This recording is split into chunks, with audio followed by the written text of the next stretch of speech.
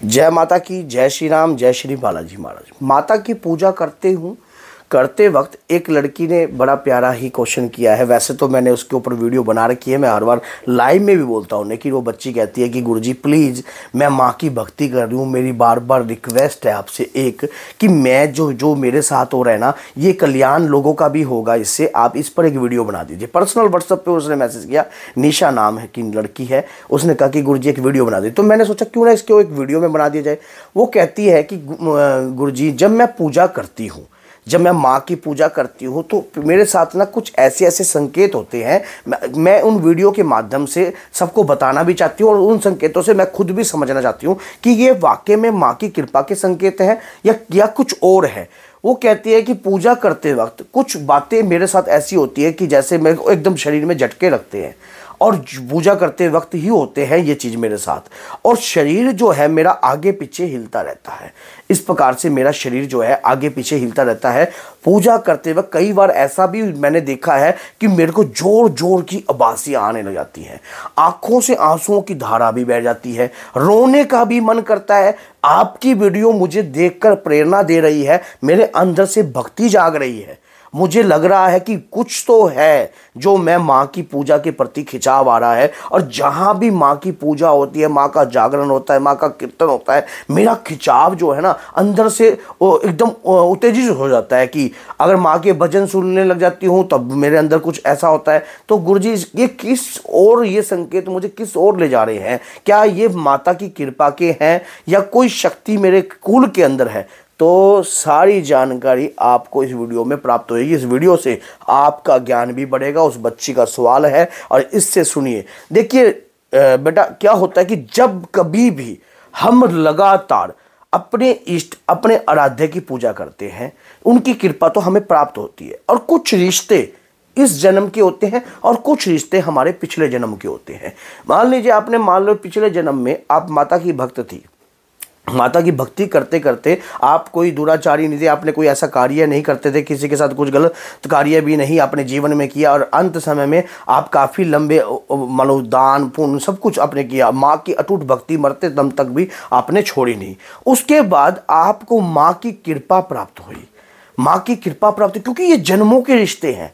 और इस जन्म में जो इस प्रकार के इंडिकेटर आप आ रहे हैं, अगर आप 1 घंटा भी दुर्गा सप्तशती का पाठ कर लेते हो, या हनुमान चालीसा पढ़ लेते हो, या दुर्गा चालीसा का पाठ कर लेते हो और कर रहे हो रेगुलर, करते वक्त इतना समय व्यतीत हो चुका है, ये माँ की कृपा ही है आपके ऊपर।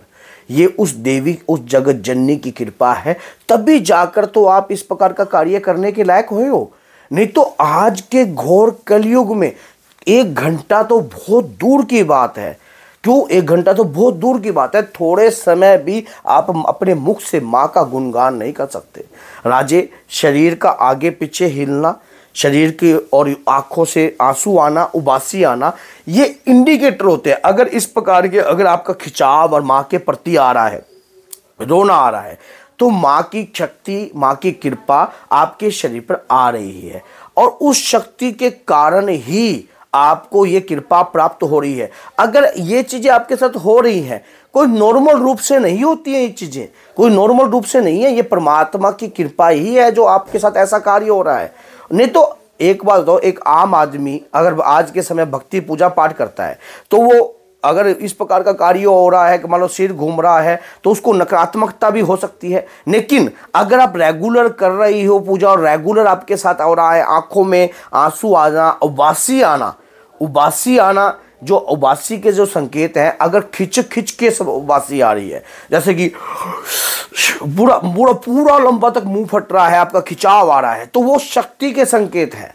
आपके शरीर पर ऊर्जा का वास होने लग गया है, आपके शरीर पर देवता की तरंगे आने लग गई हैं, आपकी देवी की कृपा आने लग गई है, आपके अंदर माँ का तत्व जो है विद्वान होने लग गया है, वो तत्व जो है उपज होने लग गया है। अब उस तत्व को समझकर आपको अपनी भक्ति नियमित रूप से करनी चाहिए।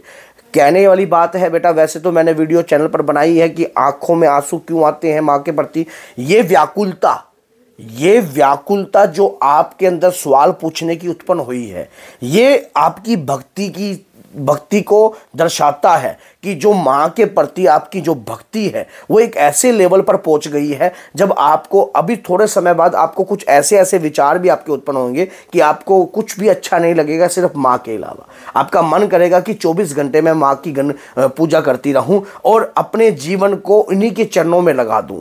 ऐसे ऐसे जब सवाल आपके अंदर उत्पन्न होने लग जाते हैं, तब समझ लेना कि आपके जो है चक्र एक्टिवेट होने लग गए हैं। हमारे शरीर में हम जब कोई मंत्र का जाप करते हैं, जो लगातार कोई भी मंत्र का जाप करते हैं, तो हमारे मूलाधार चक्र जो है जागृत हो जाता है। मंत्र की एक्टिवेशन से उस मूलाधार चक्र में प्रभाव उत्पन्न होने लगता है। वही प्रभाव हमारी बॉडी पर दर्शाता है, हमारी बॉडी पर बनता है और हमें दिखाता भी है कि वाकई में इस कृपा के अनुसार ही मुझे देवी की शक्ति की कृपा प्राप्त हो रही है। तो अगर आपके साथ ये कार्य हो रहा है, उबासी आ रही है, आंखों से आंसू आ रहे हैं, ये कृपा के संकेत हैं, ये कृपा के संकेत हैं।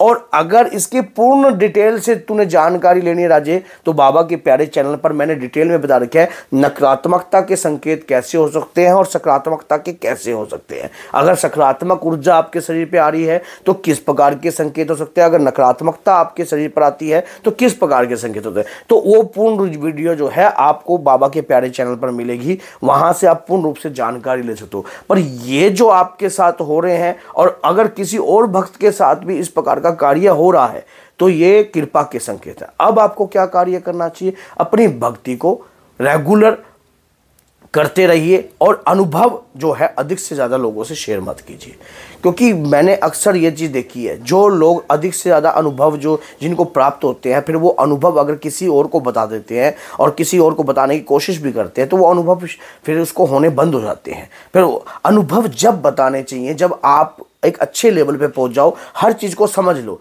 कुछ ऐसे मन में भी विचार उत्पन्न होंगे थोड़े समय बाद कि आपको कुछ अच्छा नहीं लगेगा, आपको ये लगेगा कि बस मेरे को मेरी माँ ही चाहिए, हर वक्त मेरी माँ चाहिए और मैं माँ की भक्ति करती रहूं।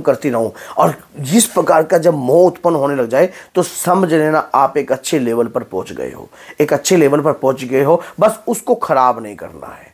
कोई भी मंत्र, कोई भी पाठ, कोई भी पूजा अगर रेगुलर करते हो और उसके बाद अगर आप बीच में उसको छोड़ देते हो किसी कारणवश या बीच में अधूरा, या तो संकल्प लेकर जितने समय का करते हो उतने समय में पूर्ण कीजिए, या रेगुलर लगातार अगर कोई पूजा पाठ कर रहे हो तो ऊर्जा आपके शरीर पर एक ओरा चक्र क्रिएट कर देती है। और मैंने ऐसे लोग भी देखे हैं जिनके ओरा बनता है, ओरे के कलर भी तैयार होने लग जाते हैं, ओरे पे परतें भी चढ़ने लग जाती हैं, लेकिन वो उस ओरे को खराब कर लेते हैं, अपने ओरे को जो है खराब कर देते हैं। फिर बाद में उस ओरे को क्लीन करने के लिए सोचते हैं कि कैसे किया जाए, फिर बाद में उसको बनाने की सोचते हैं दोबारा कैसे क्रिएट किया जाए। देखिए, जो बार बार ये अक्सर उनके होते हैं जो इष्ट देवों को बदलते हैं, जगह जगह कभी इधर इस देवता को पूज लिया, फिर उस देवता को पूज लिया, फिर उस देवता को पूज लिया।